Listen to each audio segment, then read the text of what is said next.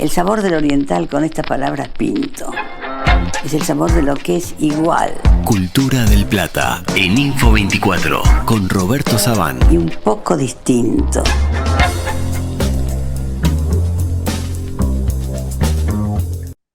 Estamos reencontrándonos con Roberto Sabán con sonido de fuelles, los fuelles del bandoneón que tantas veces pintara el propio Roberto Sabán. ¿Cómo te va, Roberto? ¿Qué tal? Buen día, Álvaro, buen día. Sí, los bandoneones han sido un modelo permanente en mi obra. A mí me fascinó el formato, me fascinaron las manos que lo tocan, la apertura y cierre fuelle, toda la decoración que llevan en los bordes. Ha sido una constante en toda mi pintura de tango que bueno, te la estoy mostrando ahí en pantalla para que Sí, veas. además a mí, alguna vez hablamos de tus cuadros justamente con respecto a esta temática que a mí me fascina, y te lo he dicho muy sinceramente desde mi ignorancia, cómo has reflejado la postura, las caras, las expresiones, es algo que realmente me fascina, además del colorido que le has puesto a tus cuadros. Realmente son muy disfrutables, aunque no se puede acceder a ellos hoy en día. Va, se puede visitar alguna obra. Mirá, sí, la mayoría de estos cuadros que estamos viendo están vendidos, pero hay una linda colección en el Museo Julio Sosa de las Piedras en el hipódromo. Allí hay un museo, un espacio precioso dedicado a Julio Sosa, donde muchas de estas imágenes de tango y específicamente del bandoneón es una constante. Yo creo que no hay un solo cuadro donde un bandoneón no está, donde las miradas se cruzan. Pero el tema no es mi pintura. El tema del bandoneón viene a propósito de un trabajo que vinieron realizando en la Comisión de Patrimonio Cultural de la Nación, bajo la dirección de William Ray Ashfield, tres investigador, que son Leticia Canela, y el equipo de colaboradores Eloísa Casanova y Emilio Rossi vienen trabajando el tema del bandoneón en el Uruguay con una investigación y una recopilación de los que son los bandoneonistas todavía en, en actualidad vivos, los que fueron, la historia de los bandoneonistas en el Uruguay, el género, la cantidad de mujeres que se han dedicado al instrumento, los luthiers, que quedan pocos, los que reparan, que quedan aún menos, y el sentimiento que tienen los que ya no lo usan y son herederos de bandoneonistas, como ese instrumento tiene un sentimiento, yo diría, de memoria casi fetiche. Así que es un Ujú. libro preciosísimo, una investigación muy profunda. Nosotros hemos entrevistado a dos de ellos, a Leticia Canela y a Emilio Rossi. Si alguien quiere ver la entrevista, va a estar subida en los próximos días en el canal.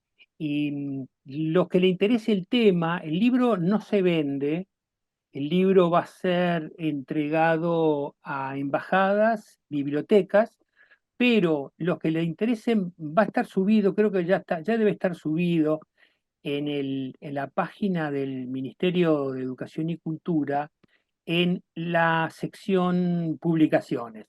Y te digo, Álvaro, esto viene muy a cuento porque estamos ya sobre los 15 años de que fuimos incluidos junto con la Argentina en la lista representativa del patrimonio cultural inmaterial de la humanidad de la UNESCO, y que esto tiene que ver con esos rescates de los elementos que componen esta cultura tanguera, ¿no?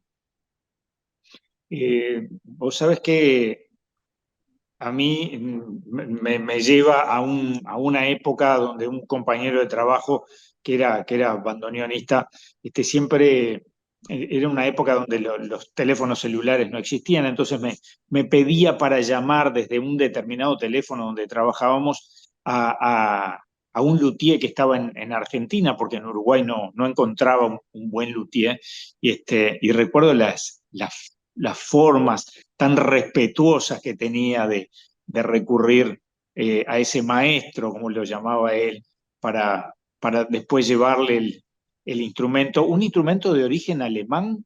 Sí, sí, sí, es como una especie de órgano portátil para las procesiones religiosas. Como no se podía llevar el órgano a cuestas en las calles y en las procesiones, inventaron este portátil órgano, que bueno, que vos sabés que también es interesante porque hubo mucha importación. Claro, venía todo de afuera, nunca se fabricó en la zona, se fabricó en Alemania, y Ujú. todavía quedan algunas. Y hace algunos años, en una entrevista con Boris Puga, nos decía que durante la guerra venía un cargamento lleno de bandoneones que fue bombardeado por la Armada alemana y se hundió. Era un cargamento bestial que venía con bandoneones en medio de la Confederación Mundial al Uruguay. Ah, qué curioso eso, qué Mm. dato.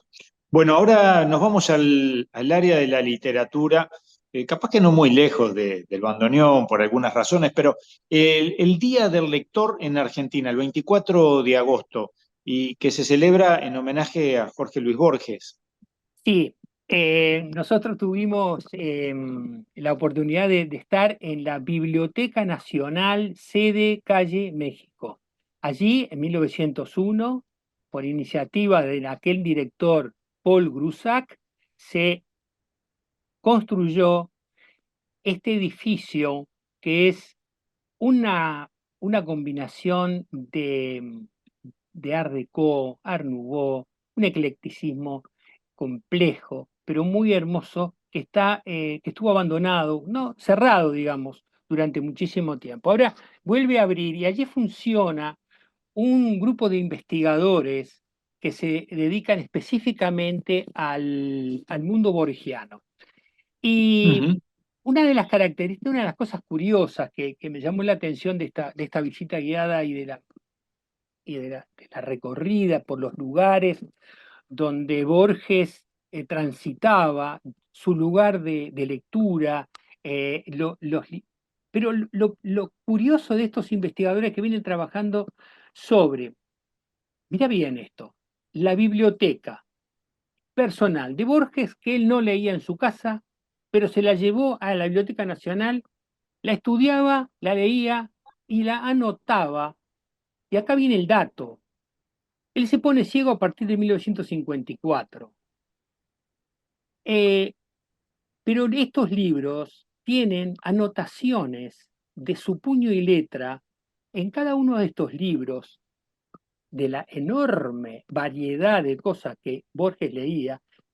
Yo creo que era un enorme escritor, pero era un gigantesco lector. Él anotaba con su pequeña manuscrito la página y la referencia de ese libro, pero hay cientos de estas anotaciones que corresponden a los años 1940 hasta 1948, que son las últimas anotaciones.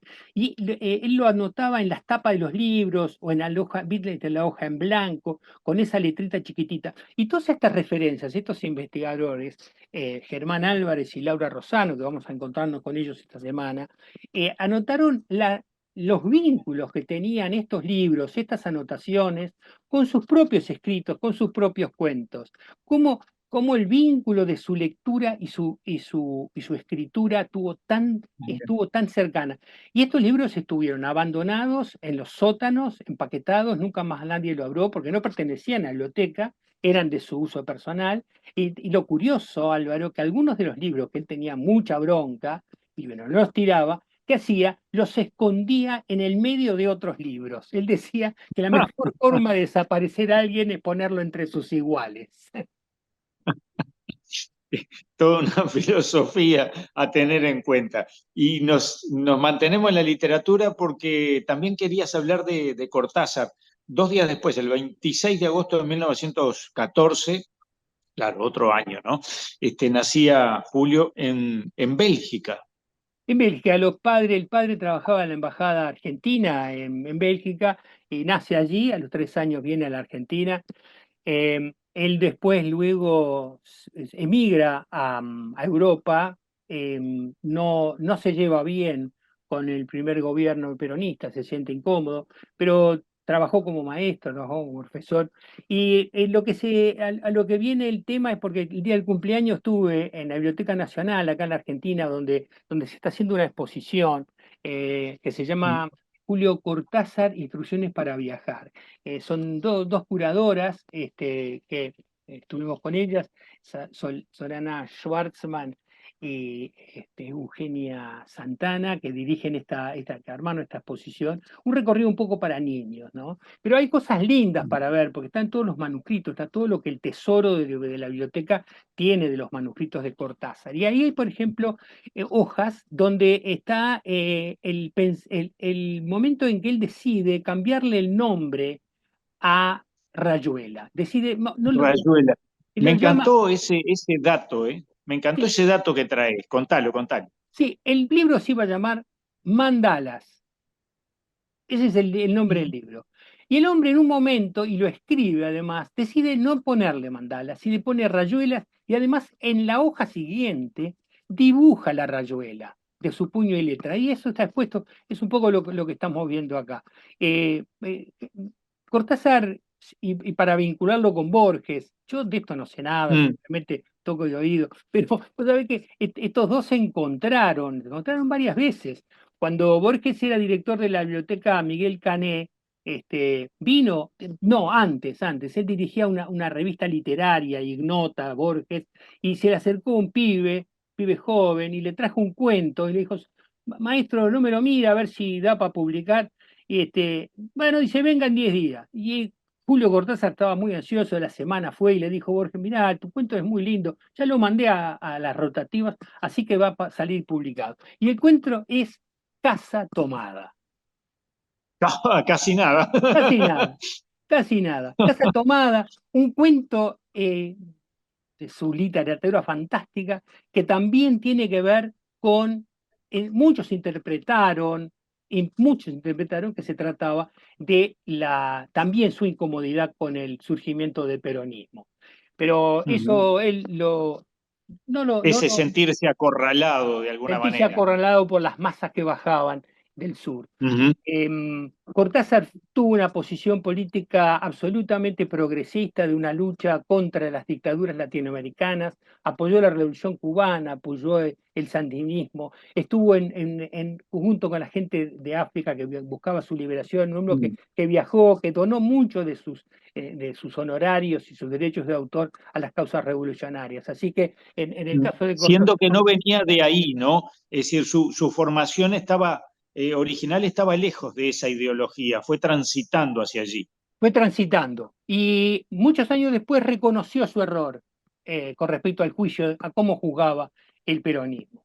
Un Ujú. triste episodio, un año antes de morir, estuvo en Buenos Aires, la gente lo reconocía, lo aplaudía, lo que quería sacarse fotos, pero no lo recibió el gobierno de Alfonsín, ni el gobierno ni las autoridades del Ministerio de Cultura de aquel entonces no lo recibieron. Un bochorno, la verdad, un bochorno Mm. para aquel momento donde este hombre volvía a la Argentina. Y un último dato antes de cerrar, en Uruguay Cortázar, ni hablar de Uruguay y Borges, que ya nos dedicaremos, pero Uruguay y Cortázar, él estuvo en 1954 en Montevideo y él se recorrió mucho el cerro, le fascinó la zona y desde allí es que él imagina el personaje femenino de Rayuela. La maga es uruguaya y es del cerro.